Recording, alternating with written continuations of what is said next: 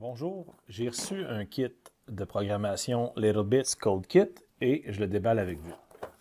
Donc, premièrement, il faut couper les côtés, les rubans qu'il y a là. On a une belle boîte ici où on a comme cela. Donc, on ouvre le panneau. On a un petit guide de démarrage rapide pour l'éducateur. On a un guide de démarrage rapide pour l'inventeur, donc à l'intention des élèves. On a ce qu'on dirait une affiche qui nous montre les différents éléments qu'on va retrouver dans notre kit. Des éléments en lien avec la garantie, des attentions et tout ça. On a un livret d'instructions au dos duquel il y a l'ensemble des bits présents dans le guide. Donc, on a la table des matières. Le guide est en anglais, mais si on va vous consulter mon site, vous allez trouver le lien vers la documentation internationale. Donc, il y est là en français. Alors, on a un plateau principal avec en dessous des items secondaires comme les fils USB, la batterie rechargeable, des éléments plastiques. On a des plaques pour joindre et attacher nos bits dessus. Donc, on a deux niveaux. Il ne faut pas seulement regarder ce qu'il y a sur le dessus. Et sur le dessus, nous avons l'ensemble des différentes pièces. Donc, on a un bloc d'alimentation électrique qu'on va pouvoir connecter avec le fil USB pour alimenter notre circuit ou recharger la pile rechargeable. Donc, c'est ici un module USB de pile rechargeable. Quand on regarde des vidéos de présentation, on peut consulter que la pile rechargeable peut être très utile. Donc, elle est conçue en plus pour se fixer aux plaques.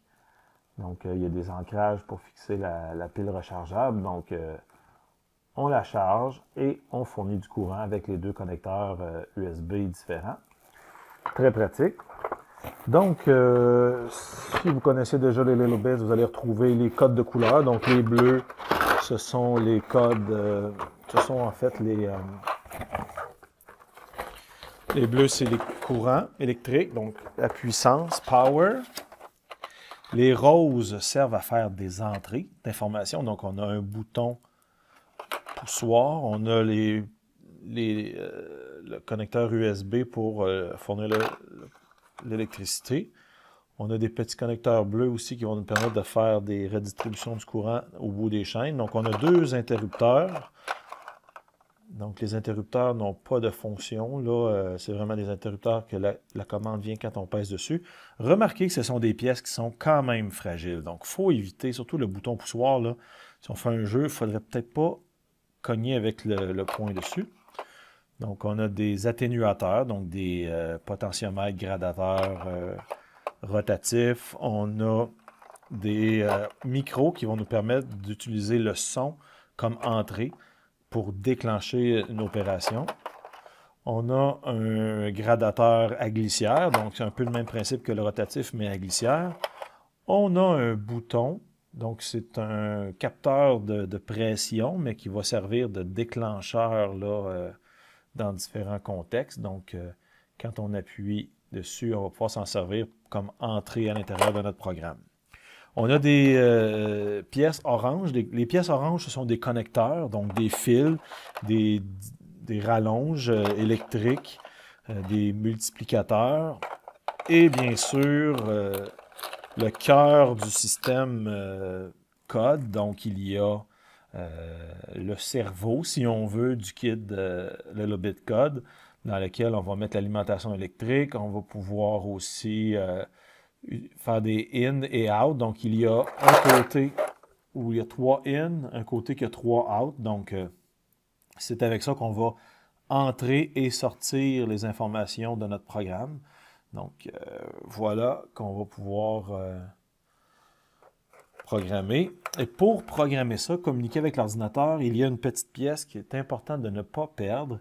Ce qu'ils appellent, eux, le dongle. C'est une petite clé USB qui communique avec le récepteur ici. Donc, ça permet de programmer notre programme à l'ordinateur et de l'envoyer dans le bit de programmation sans fil. Donc, très important de ne pas perdre cette petite partie-là ici. On a un haut-parleur, donc un petit haut-parleur avec la base sur laquelle on peut brancher des écouteurs. Donc, si on veut fonctionner sans déranger personne, on peut mettre des écouteurs au lieu de sortir des haut-parleurs. Et une des pièces très intéressantes, à mon avis, de l'ensemble de programmation, c'est la matrice de DEL, donc de diode électroluminescente.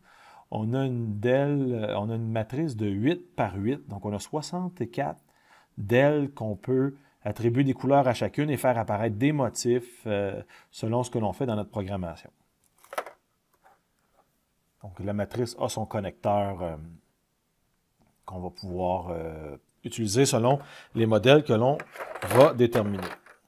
Petit autre élément supplémentaire dans le vert, parce que vert, ce sont les moteurs, les actions que le robot peut faire ou la programmation peut faire. Donc, au-delà du rose qui était des entrées, les verts sont des actions. Donc, la matrice verte, il y a un moteur, ce qu'on appelle cerveau. Donc, c'est un moteur qui peut faire des rotations d'un sens ou dans l'autre. Ce n'est pas un moteur qui va tourner continuellement, mais c'est un moteur un peu comme un cerveau direction qui permet d'aller dans un sens et dans l'autre. Il va alterner comme ça. Donc, on a un moteur comme ça ici.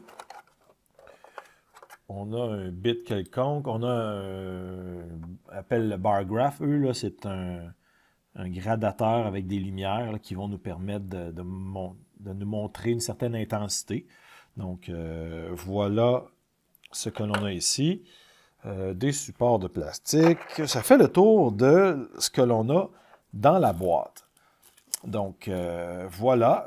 Ça prend le logiciel qu'on va télécharger pour pouvoir programmer. Le logiciel fonctionne beaucoup un peu à la façon de Scratch. Pour ceux qui connaissent Scratch, c'est une programmation avec des blocs, des morceaux qu'on va glisser. Et dans le guide, de toute façon, ça va être bien indiqué là, pour avoir vu des projets là, que l'on peut consulter directement sur le site Internet.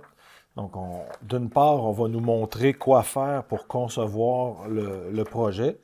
Et d'une autre part, bien, de quelle façon je peux programmer les items là, à l'aide du logiciel.